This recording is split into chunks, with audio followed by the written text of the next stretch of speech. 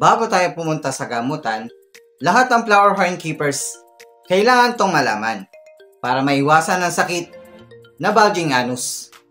Maaari ngayon, okay pa ang flower horn mo, pero hindi mo alam bukas.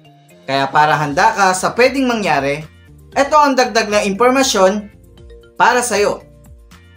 Ano-ano bang dapat gawin at iwasan para hindi magkasakit ang flower horn mo ng bulging anus disease? At sa huli, ano ang gamot para dito? Unahin natin ang prevention. So number 1, no overfeeding. 2, wrong feeding of light food. 3, small size of aquarium.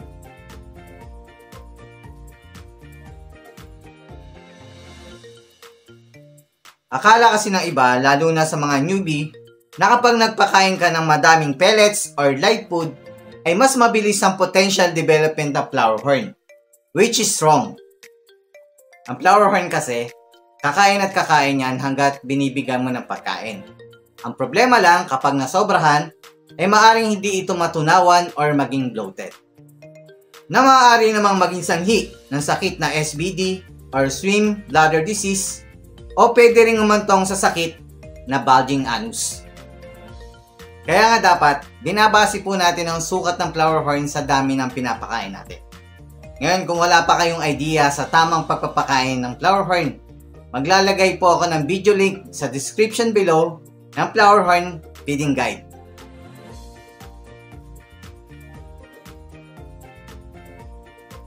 Hexa is waving!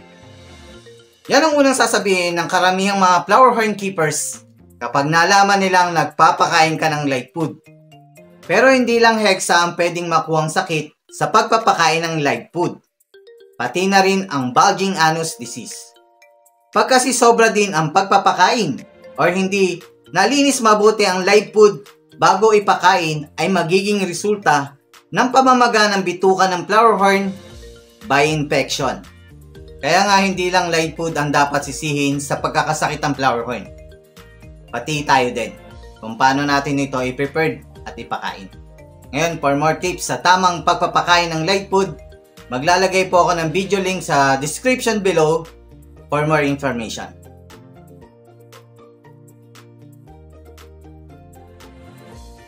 Let's say na tama naman ang pagpapakain dahil binase natin to sa size ng flower horn. Kaya lang masyadong maliit ng aquarium na halos hindi na to makagalaw or makakilos na maayos. Hindi na to makapag-exercise sa pamamagitan ng paglangoy dahil halos abot na niya ang magkabilang dulo ng aquarium sa kakaunting paggalaw nito. Kaya naman hindi rin ito natutunawan ng kinain. At sa huli, magugulat ka na lang, nakalabas na ang bituka nito. Kaya naman napakahalaga ng tamang sukat ng aquarium. Hindi lang para mag-max ang potential ng flower horn, kundi para ito'y makapag-exercise sa pamamagitan ng paglangoy at matunawan ng kinain niya. Additional tips ko na rin. Ang female flower horn ay nawawalan ng ganang kumain bago at pagkatapos umitlog. Kaya wag na wag mong iiwanan ang female kasama ang eggs nito, lalo na kung umabot ito ng 24 hours na magkasama. Actually, wala namang masamang makasama ang female at ang eggs nito. Kaya lang sa loob ng 24 hours, ang unfertile eggs ay aamaging kaya once na kinain ito ng female, dahil alam niyang hindi na to mapifertile, mamamaga ang bituka nito dahil sa mataas na protein na may fungus dahil sa amag. Kaya mauuwi din ito sa sakit na bulging anus. Ito'y true experience ko kaya sinishare ko sa inyo.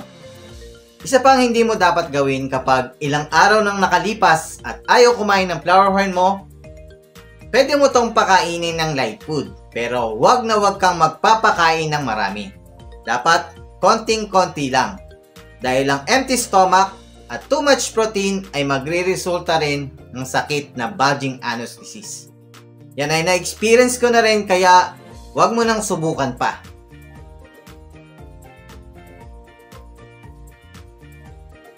Ngayon, paano ito gamutin? Ang ituturo ko sa inyong pamamaraan ay mas epektibo at hindi na babalik-balik ang sakit na bulging anus disease. Huwag mo nang magpakain within 10 to 14 days. Depende sa sitwasyon at lala ng sakit.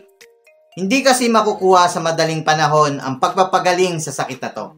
Maaring hindi pa tutuluyang magaling at mapuwersa sa mabilis na gamutan na maaring lumabas ulit or bumalik ulit. Pero don't you worry, hindi mamamatay ang flower horn kahit ilang araw itong hindi kumain. Mag-water change ka ng 50% para matanggal ang mga dumi na pwedeng pagmulan ng bakterya na maaring kumapit sa namamagang bituka at para mas epektibo ang gamot. Maglagay ng 2 kutsarang Epsom salt sa kada 5 gallon. I suggest na gantong brand ang bilhin nyo dahil ito ay mas effective at recommended for flower horn. Ito ay mabibili sa Shopee at Lazada. Mas concentrated ito na makakatulong na bumaba ang ammonia level, nitrate, bacteria infection, at iba pa. Gumamit ka ng heater at iset ito sa mas mataas sa degrees. Halimbawa, kung nakaset ito ng 30 degrees for 15 to 20 gallon, itaas mo to ng 32 degrees for better result. At last, ang buong prosesong ito ay uulitin mo every 3 days. After 10 to 14 days, pwede mo nang pakainin ng flower horn pero pakonti-konti lang. Una, magbibigay ka muna ng isang pellet, then observe kung lalabas pa o hindi na. Kinabukasan, isang pellet ulit, then observe ulit. The other day, magdadagdag ka ng paisa-isang pellets at lagi mong imo-monitor. Hindi kasi pwedeng marami ka agad ang ipapakain mo dahil hindi pa to lubusang magaling at maaring mabigla ang tiyan nito at bumalik ang dati nitong sakit. Kaya kung hanap mo ay dagdag na impormasyon, dito ka lang sa Flower Horn Newbie TV at siguradong marami kang matututunan. Kaya paki-like, subscribe, share, and hit the notification bell para updated ka.